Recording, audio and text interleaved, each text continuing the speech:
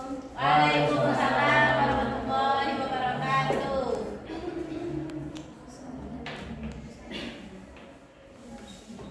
Baik, selamat pagi Anda semua. Pagi. Bagaimana kabarnya hari ini? Sehat? Sehat. Sehat. Alhamdulillah. Nah, sebelum kita mulai pembelajaran, silakan kepada ketua kelas untuk memimpin doanya. Baik, sebelum kita mulai pembelajaran, pertamanya kita berdoa. Doa mulai.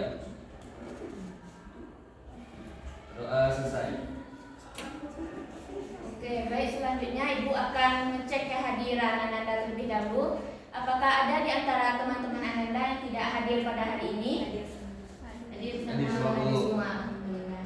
Nah, jadi agar proses pembelajaran kita nyaman dari awal sampai akhir, silakan cek kebersihannya. Apakah ada sampah di sekelilingnya? Dan jika ada buku yang bukan terkait pelajaran SKI, silakan disimpan terlebih dahulu agar tidak mengganggu proses belajar mengajar kita. Sudah siap untuk belajar semuanya? Oke. Nah, sebelum kita masuk pembelajaran minggu lalu, sebelum kita melanjutkan pembelajaran minggu lalu, Ibu bertanya, siapa yang masih ingat apa pembelajaran kita pada minggu kemarin? Baru tahu. Oh, ada apa? Strategi dakwah di Mekah. Nah ya, strategi dakwah di Mekah. Jadi kita minggu kemarin strategi dakwah di Mekah, maka kita lanjut sekarang pada strategi dakwah Rasulullah di Madinah. Nah, jadi sebelum Ibu menjelaskan apa saja strategi dakwah Rasulullah di Madinah, maka sebelumnya kita masuk pada faktor apa saja yang menyebabkan Rasulullah hijrah dari Mekah ke Madinah. Nah, ternyata ada faktor yang menyebabkan Rasulullah hijrah dari Mekah ke Madinah, yaitu karena tanggung jawab Rasulullah kepada penduduk yang ada di Madinah. Dan selain itu ada juga faktor lainnya, seperti yang pertama, pada tahun 621 Masehi datang kepada Rasulullah dari Bukit Aqabah sebanyak 13 orang. Nah, mereka tersebut berhijrah dengan tujuan untuk memeluk agama Islam. Nah, dan kedua, pada tahun 632 Masehi datang juga kepada Rasulullah dari suku Aus dan Khazraj sebanyak 73 orang. Nah, dan 73 orang itu berhijrah dengan tujuan untuk melakukan ibadah haji. Nah, jadi namun Rasulullah SAW mengajak kembali 73 orang yang dari Madinah itu berhijrah kembali ke Madinah. Nah, lanjut. Jadi, dan faktor lainnya yang berdampak kepada Bani Hashim dan Bani Muthalib itu terdampak pada pemboikotan yang dilakukan oleh kaum kafir Quraisy. Selanjutnya, jadi selama 13 tahun pemboikotan tersebut, kaum kafir Quraisy dilakukannya dengan 3 cara. Nah, yang pertama itu melarang perdagangan.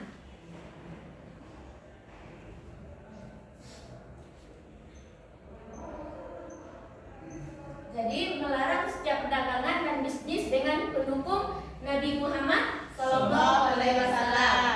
Nah, yang kedua,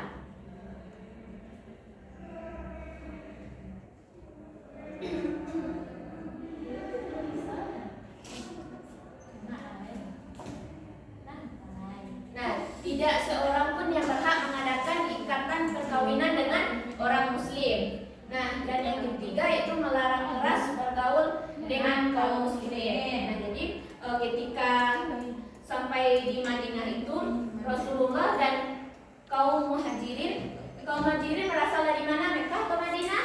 Mekah. Ya, dari Mekah. Nah, jadi kaum Rasulullah dengan kaum muhajirin itu disambut baik dengan kaum Ansar, yaitu kaum yang berasal dari Madinah. Dan kaum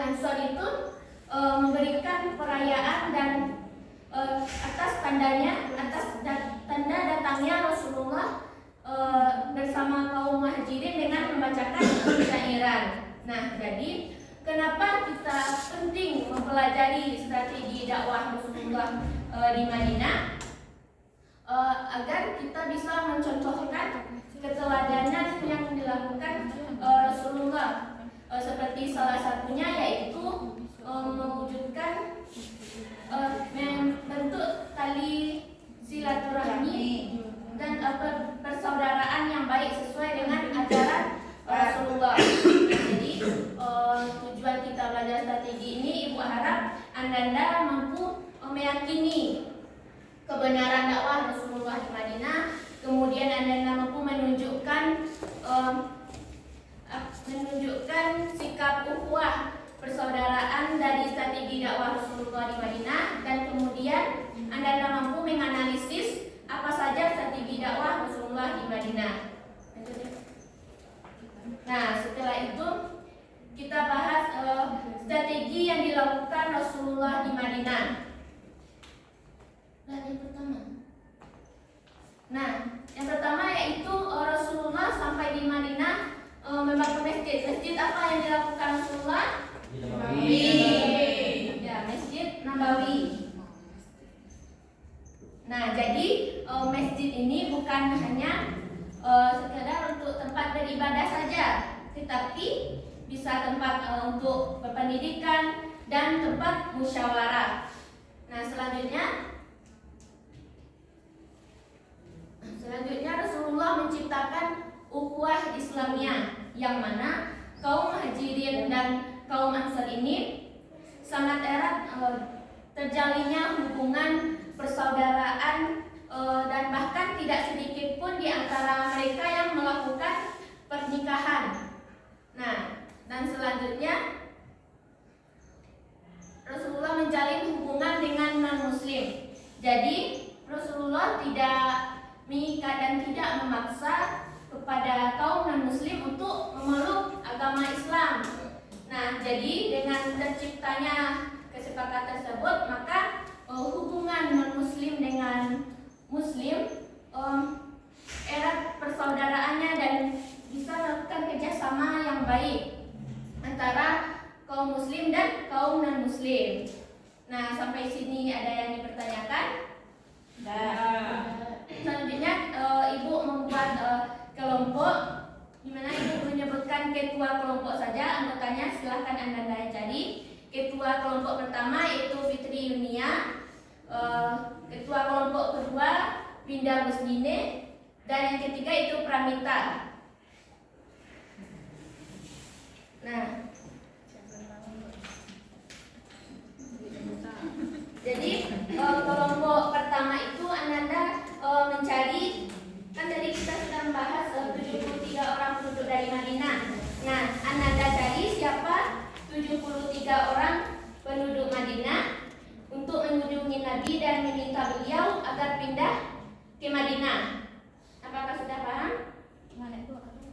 Jadi Ananda mencari siapa 73 orang penduduk Madinah untuk mengunjungi Nabi dan meminta beliau agar pindah ke Madinah. Nah, kelompok 2, Anda mencari mengapa Rasul memilih Madinah sebagai tempat berdakwah. Mengapa Rasul memilih Madinah sebagai tempat berdakwah? Paham kelompok 2? Paham, Bu. Nah, kelompok terakhir Anda mencari hikmah apa saja yang sudah kita pelajari tentang strategi dakwah Rasulullah di Madinah. Baik, Bu. Bu beri waktu Anda untuk mendiskusikan 5 menit. Skip. Lanjut aja nih. Berapa menit, Pak? 9. Enggak, ini kayak mana? Enggak, ini dilanjutkan aja videonya. Hah? Dilanjutkan aja gini. Pause aja, pause. Ya, biasa lanjut.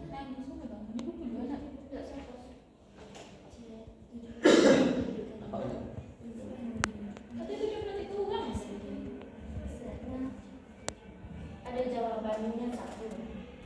Dari bentuk pertanyaan satu. Satu. Paham? Terserah mana dapat saja. Nah, terjadinya persaudaraan antara kaum Muhajirin Ansor. Gimana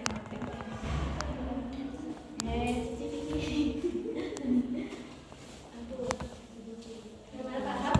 Pertanyaannya? Catat kalau ada beda. Ya catat, nanti ibu suruh perwakilan untuk menuliskan hal. Orang Madinah. Itu orang penduduk Madinah untuk mengirimkan siapa yang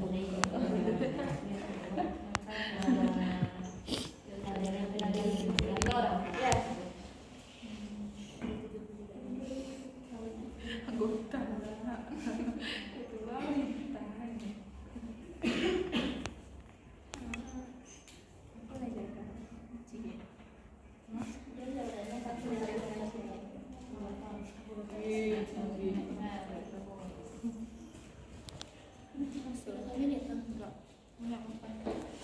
Sebelas.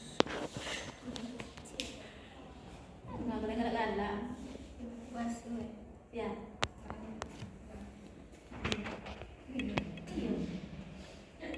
Allah.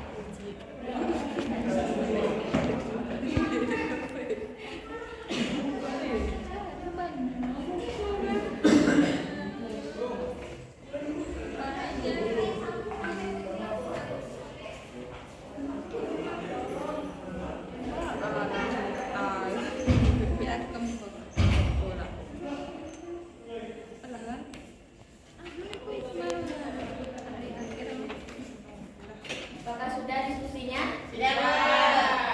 Silakan pada kelompok pertama perwakilan untuk menuliskan ke depan hasil diskusinya.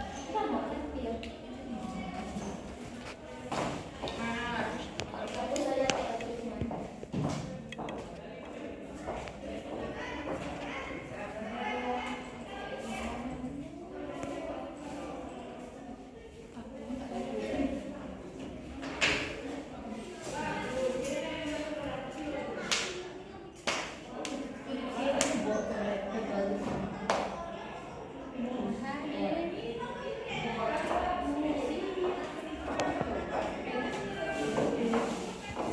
Namanya kelompok dua.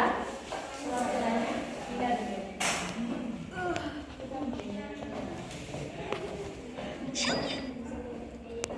Pak sore jadi pas ada. Boleh Bu.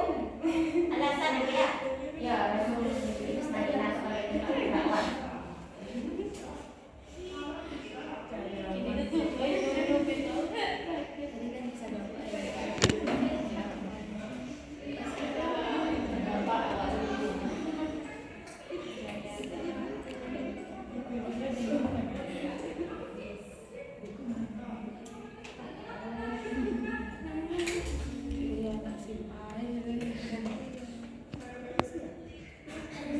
Iya mau. Orang tua alasannya Bu. Tidak ada. Aduh dah. Cari. Iyalah. Itu. Tak. Tetap komunitas pemerintahan. Yang tadi sedang. Iya tadi. Meminta mempersaudarakan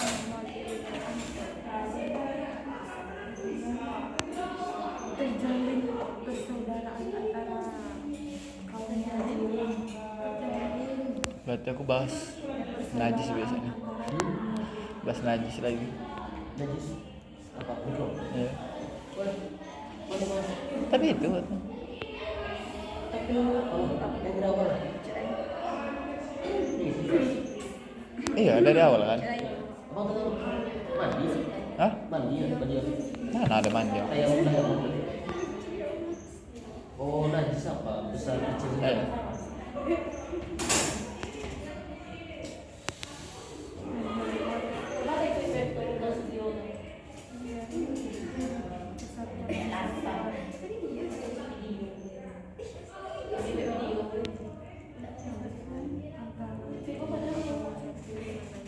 Ada orang ke pantai.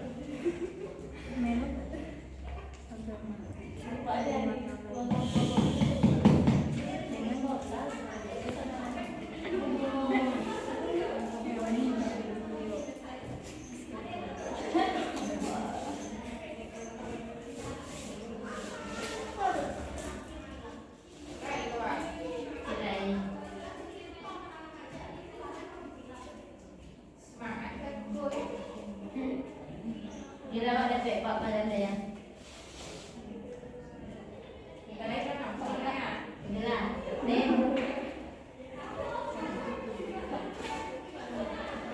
selanjutnya kelompok 3 silakan depan. Pui.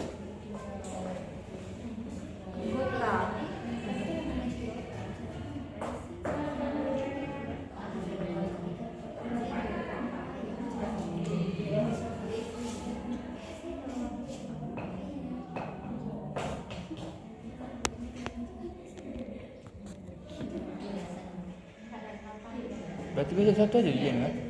Satu aja ujian besok KWE doang. Aku gua tapi. Hah? Bisa. Oh terakhir kan? KSKI dulu. Kan kerja di Islam. Berarti belum pasti lah kita PPL loan ya? Belum. Boleh lah KKN. Ah, KKN. kenapa? Enak KKN. Iya enak KKN ujungnya sama PL. PL aku udah dari Juli besok 2 bulan itu. 3 bulan. Ya kan? Kayak semalam orang itu nengok dari omongan orang tuh ini PPL luan karena PPL yang susah. Tapi enak bisa KKN anak aktif. Iya. Bosan. Nggak jumpa anak perbankan tuh. Iya. Nggak kayak gitu ya.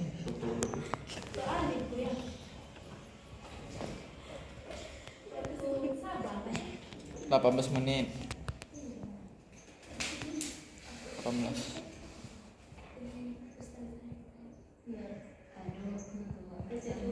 CC lah.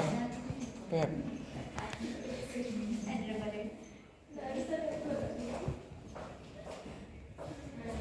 Semuanya perhatikan ke depan. Kelompok 1 ini. Apa tadi? Siapa 73 orang yang mengunjungi Nabi Muhammad. Jadi jawabannya Abu Bakar As-Siddiq. Ya. Jadi pertanyaan kedua. Apa pertanyaan kedua? Apa dasar Rasul berdakwah di dunia?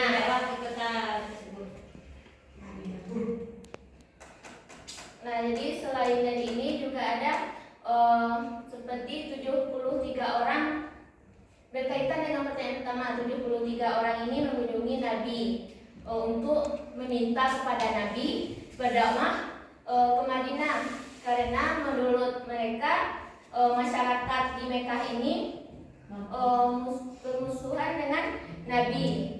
Nah, kemudian tetapi sebelum Rasul tersebut ingin berdakwah ke Madinah, Rasul memindah ke negara lain seperti Taif. Nah, dan ternyata di Taif tersebut tidak bisa juga karena masyarakat di sana memusuhi Nabi dan akhirnya Rasul memutuskan untuk berdakwah ke Madinah. Nah, dan yang ketiga itu hikmah yang terdapat di materi kita yaitu strategi dakwah Rasulullah di Madinah. Nah, seperti ya persaudaraan antara Muhajirin dan Ansar, persatuan dan kesatuan antara agama satu dengan agama yang lainnya. Nah, jadi Betul semuanya. Selanjutnya siapa yang bisa menyimpulkan pembelajaran kita hari ini terkait strategi dakwah Rasulullah di Madinah? Marda bisa. Nah, jadi kita mempelajari strategi dakwah Rasulullah di Madinah ini agar kita bisa meniru keteladanan Rasulullah SAW, yaitu kita bisa menciptakan persaudaraan yang baik dan kerjasama yang baik antar sesama umat Muslim. Nah, jadi sebelum kita ke pembelajaran, apakah apa yang Ibu berikan tersebut terburu-buru atau bagaimana menurut Ananda?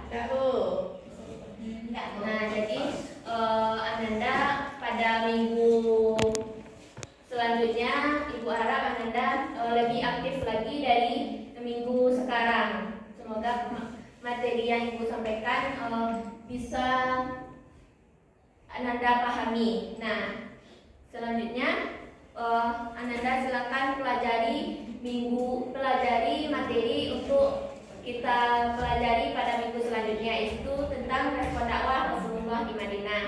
Baik, Bu. Nah, selanjutnya kita tutup pembelajaran kita pada hari ini dengan membacakan hamdalah. Baik, terima kasih atas perhatian. Assalamualaikum warahmatullahi wabarakatuh. Waalaikumsalam warahmatullahi wabarakatuh. Kalau nggak tapi dia. Langsung aja lah.